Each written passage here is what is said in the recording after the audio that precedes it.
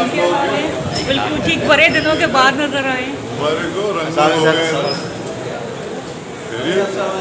سر کامران کشوری کو سندھ کا گورنر نامزد کیا گیا ہے، تو آپ کے مطابق یہ صحیح فیصلہ ہے، درست فیصلہ ہے؟ کانسٹیٹیوشن میں جو لکھا ہے وہ تو صحیح ہوگا.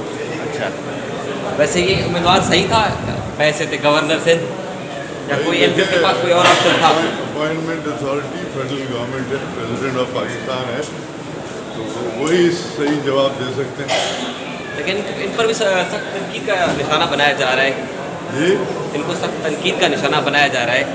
اب یہاں پہ لوگوں کو اور کوئی کام جب نہیں ہوتا ہے تو تنقید کرتے رہتے ہیں، تو سب کرتے رہے کیا فرق پڑتا ہے.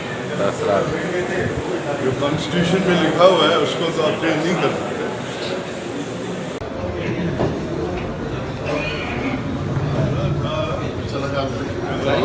ضمنی انتخابات بھی ہونے جا رہے ہیں اور بلدیاتی بھی، تو کیا لگتا ہے کراچی میں کس کا پلڑا بھاری رہے گا؟ عمران خان دونوں سیٹوں پہ ہے. آپ لوگ کراچی میں رہتے ہو، بالکل آپ کو پتہ ہونا چاہیے کہ یہاں پہ کس کا وزن جو ہے زیادہ ہے، کس کا وزن کم ہے، کون ایکٹیو ہے کون ایکٹیو نہیں ہے. آغا صاحب آج کل آڈیو بڑی لیک ہو رہی ہے. ہاں آج کل آڈیو بڑی لیک ہو رہی ہے.